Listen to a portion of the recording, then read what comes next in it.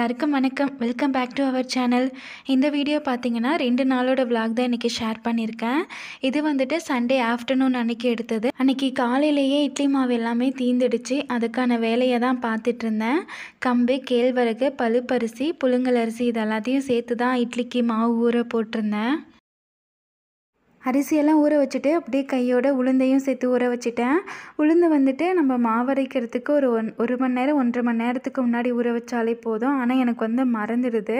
அதனால் அரிசி ஊற வைக்கும் போதே உளுந்தையும் வந்து நான் ஊற வச்சிடுறேன்.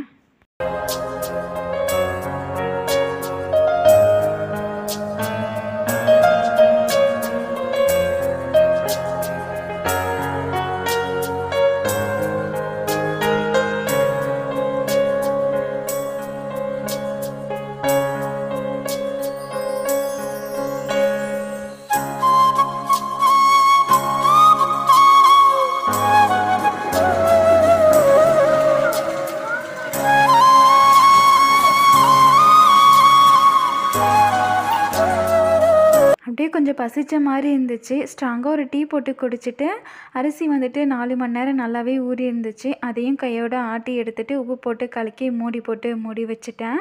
அதுக்கப்புறம் ஹஸ்பண்ட் வந்துட்டு நான்வெஜ் வாங்கிட்டு வந்திருந்தாங்க. சரின்ட்டு அதை தான் பண்ணிகிட்ருந்தேன். அப்படியே நான்வெஜ்ஜு செய்கிறதுக்கான வேலையெல்லாம் பார்த்துட்டு இந்த சைடு வந்து பாலும் வச்சுருந்தேன்.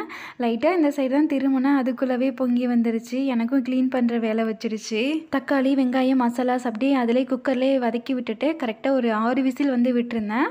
மட்டனும் நல்லா வெந்துடுச்சு. அப்படியே கையோட வேறு ஒரு பாத்திரத்துக்கு மாற்றி வச்சுட்டேன். குக்கர் வந்துட்டு சூப் செய்ய தேவைன்னு சொல்லிட்டு மட்டன் கூட ஆட்டுக்காலும் வாங்கிட்டு வந்திருந்தாங்க. அப்படியே ஆட்டுக்கால் சூப்புமே வச்சாச்சு. அவ்வளோதான், சூப்பராக வந்து அன்றைக்கி லஞ்ச் வந்து ஃபினிஷ் பண்ணியாச்சு.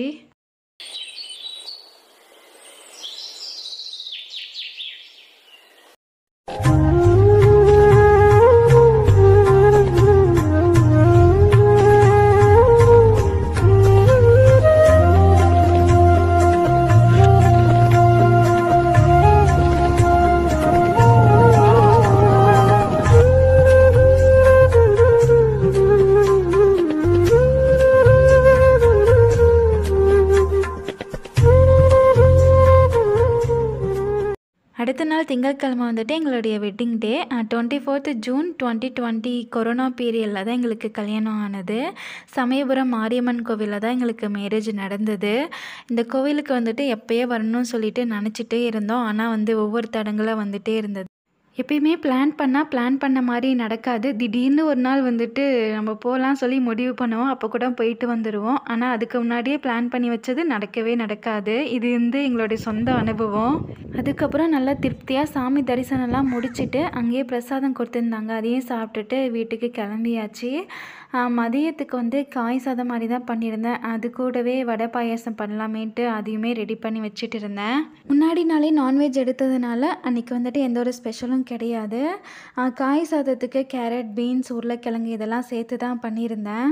கோவிலுக்கு போகும்போது எந்த ஒரு டயர்டுமே தெரியல. ஆனால் வரும்போது ரொம்ப வெயில் அடிச்சுது. அதிலே வந்துட்டு ஒரு மாதிரி டயர்டாகிடுச்சு. பசியும் ரொம்ப எடுத்துக்கிச்சு. தம்பி பாப்பா தான் ரொம்ப சோர்ந்து போன மாதிரி இருந்தாங்க. அவங்களுக்கும் ரொம்ப பசி எடுத்துக்கிச்சு போல். வந்த உடனே பசிக்குது, ஸ்நாக்ஸ் இருந்தால் கொடுங்கன்னு சொன்னாங்க.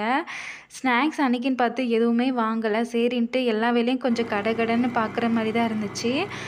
காலையிலே வந்துட்டு அந்த உளுத்தம் பருப்பு வந்து ஊற வச்சுட்டு போயிருந்தேன். அது நல்லா ஊறி இருந்துச்சு. அதை மிக்ஸி ஜாரில் போட்டுட்டு வெங்காயம், பச்சை மிளகாய், கொஞ்சமாக உப்பு, பெருங்காயத்தூள் இது மட்டும்தான் போட்டிருந்தேன்.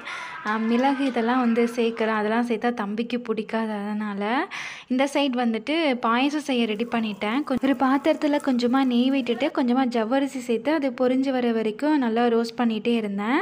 இந்த சைடு வந்து வானலில் வச்சுருந்த எண்ணெய் வந்து நல்லா காஞ்சிருச்சு. அதை வந்து குட்டி குட்டி பால்ஸாக போட்டு பொரித்து எடுத்துகிட்டு இருந்தேன்.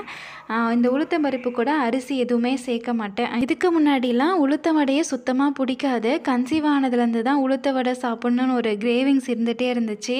அதுலேருந்து தான் சாப்பிட ஆரம்பித்தேன். அதுவும் இந்த மாதிரி குட்டி குட்டியாக போட்டால் தான் எனக்கு வந்து பிடிக்குமே. அப்படியே இந்த சைட் பார்த்திங்கன்னா பாயாசத்துக்கு வந்து அந்த ஜவ்வரிசி நல்லாவே பொரிஞ்சு வந்துருச்சு. அதுக்கப்புறமா பால் வந்து தேவையான அளவுக்கு சேர்த்துட்டு பாயச சேமியா சேர்த்து அது வெந்ததுக்கப்புறம் தேவையான அளவு சர்க்கரை சேர்த்து நல்லா கிளறி விட்டு இறக்குனா சூப்பராக ரெடி ஆகிடும்.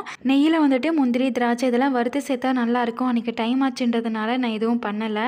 இந்த சைட் வந்து விசில் தானாகவே அடங்கி சாப்பாடும் வந்து சூப்பராக ரெடி ஆகிடுச்சு. அவ்வளோதான். இந்த வீடியோட எண்டுக்கு வந்தாச்சு. இந்த வீடியோ பிடிச்சிருந்தா லைக் பண்ணிவிட்டு மறக்காமல் நம்ம சேனலை சப்ஸ்கிரைப் பண்ணி சப்போர்ட் பண்ணுங்கள். தேங்க்யூ.